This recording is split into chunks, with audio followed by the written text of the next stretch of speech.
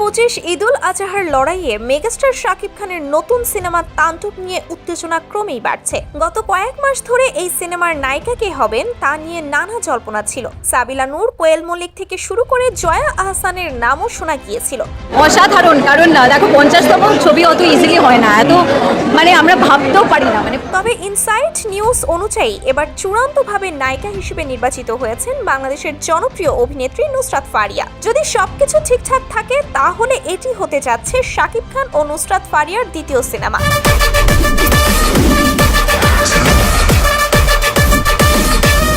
এর আগে 2019 সালে শাহেনশাহ সিনেমায় একসাথে কাজ করেছিলেন তারা। সেই সিনেমায় তাদের জুটি দর্শকদের বেশ পছন্দ হয়েছিল। এবার তাণ্ডবে তারা আবারও একসাথে দেখা দেবেন, যা দর্শকদের জন্য বড় আকর্ষণ হয়ে দাঁড়িয়েছে।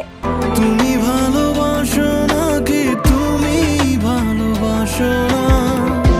সিনেমাটি পরিচালনা করছেন বাংলাদেশের তরুণ ও প্রতিশ্রুতিশীল পরিচালক রায়হান রাফি। তিনি এর আগে সুড়ঙ্গ, তুফানের মতো ব্লকবাস্টার সিনেমা দিয়ে দর্শকদের মন জয় করেছেন। আমার পরবর্তী সিনেমার নাম তাণ্ডব, যেটা সিনেমা হলে আসছে কোরবানিতে, জানতে পারবেন। এতটুকু বলতে পারি, তুফানের থেকেও বড় কিছু নিয়ে আসছে আপনাদের কাছে। তার পরিচালনায় শাকিব খান ও নুসরাত ফারিয়ার পারফরমেন্স কেমন হবে তা নিয়ে চলচ্চিত্র প্রেমীদের মধ্যে ব্যাপক কৌতূহল তৈরি হয়েছে। তাণ্ডব সিনেমাটি হবে full on action drama packed একটি মেগা প্রজেক্ট, যেখানে শাকিব খান একটি শক্তিশালী চরিত্রে অভিনয় করবেন। নুসরাত ফারিয়া নায়িকার ভূমিকায় কেমন লুক আনবেন তা নিয়েও আগ্রহের শেষ নেই।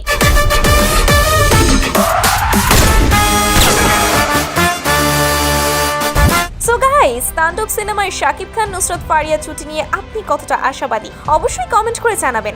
আর এরকম সব আপডেট পেতে আমাদের চ্যানেলটি সাবস্ক্রাইব করে রাখবেন।